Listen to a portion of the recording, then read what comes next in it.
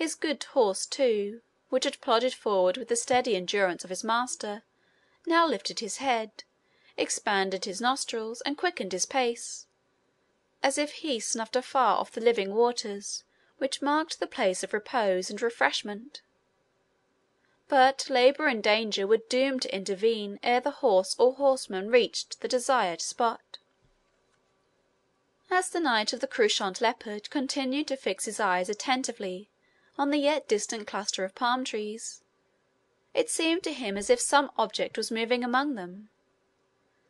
The distant form separated itself from the trees, which partly hid its motions, and advanced towards the knight, with a speed which soon showed a mounted horseman, whom his turban, long spear, and green caftan floating in the wind, on his nearer approach showed to be a Saracen cavalier. In the desert, saith an Eastern proverb, no man meets a friend. The Crusader was totally indifferent whether the infidel, who now appeared on his gallant barb as if borne on the wings of an eagle, came as friend or foe. Perhaps as avowed champion of the cross he might rather have preferred the latter. He disengaged his lance from his saddle, seized it with the right hand, placed it in rest with its point half elevated, gathered up the reins in the left, walked his horse's mettle with the spur, and prepared to encounter the stranger with the calm self-confidence belonging to the victor in many contests. The Saracen came on at the speedy gallop of an Arab horseman, managing his steed more by his limbs and the inflexion of his body than by any use of the reins, which hung loose in his left hand, so that he was able to wield the light round buckler of the skin of the rhinoceros, ornamented with silver loops, which he bore on his arm, swinging it as if he meant to oppose its slender circle to the formidable thrust of the Western lance. His own spear was not couched or levelled like that of his antagonist, but grasped by the middle with his right hand, and brandished at arm's length above his head. As the cavalier approached his enemy at full career, he seemed to expect that the knight of the leopard should put his horse to the gallop to encounter him. But the Christian knight, well acquainted with the customs of Eastern warriors, did not mean to exhaust his good horse by any unnecessary exertion, and on the contrary made a dead halt, confident that if the enemy advanced to the actual shock, his own weight and that of his powerful charger would give him sufficient advantage without the additional momentum of rapid motion.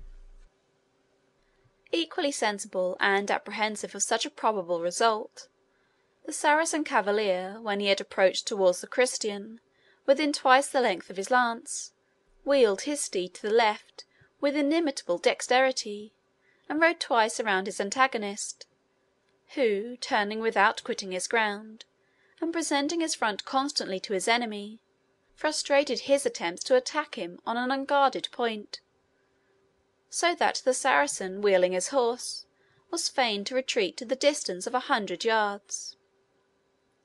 A second time, like a hawk attacking a heron, the heathen renewed the charge, and a second time was fain to retreat without coming close to a struggle.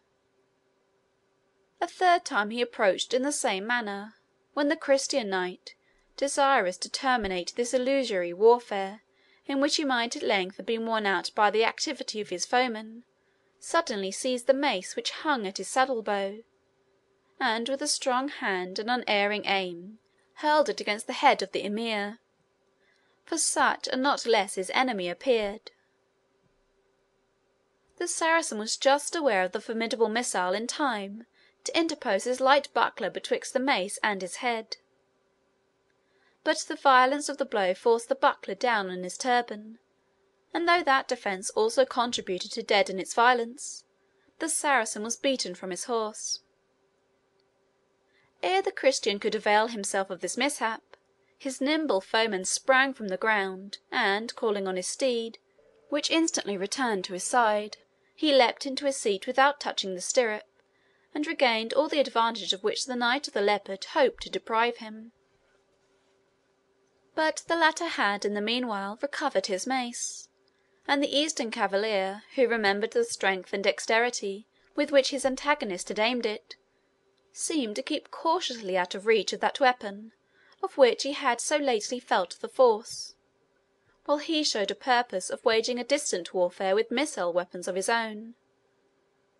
Planting his long spear in the sand at a distance from the scene of combat, he strung with great address a short bow which he carried at his back, and putting his horse to the gallop, once more described 2 or 3 circles of a wider extent than formerly, in the course of which he discharged 6 arrows at the Christian with such unerring skill that the goodness of his harness alone saved him from being wounded in as many places.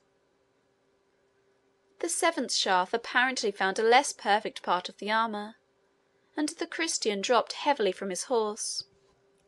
But what was the surprise of the Saracen, when, dismounting to examine the condition of his prostrate enemy, he found himself suddenly within the grasp of the European, who had had recourse to this artifice to bring his enemy within his reach.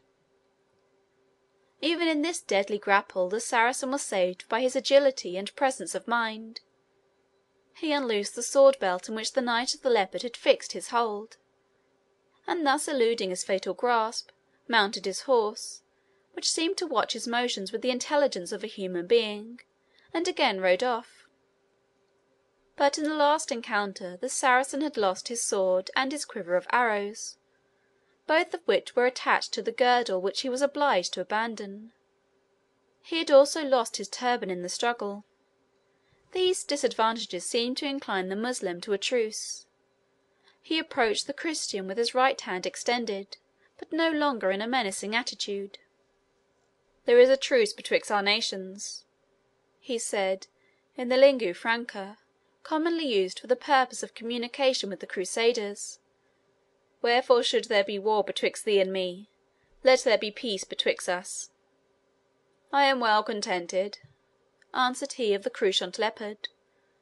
"But what security dost thou offer that thou wilt observe the truce?" "The word of a follower of the Prophet was never broken," answered the Emir. "It is thou, brave Nazarene, for whom I should demand security, did I not know that treason seldom dwells with courage." The Crusader felt that the confidence of the Moslem made him ashamed of his own doubts. "By the cross of my sword," he said, laying his hand on the weapon as he spoke, "I will be a true companion to thee, Saracen, while our fortune wills that we remain in company together." "By Mohammed, Prophet of God, and by Allah, God of the Prophet," replied his late foeman, "there is not treachery in my heart towards thee.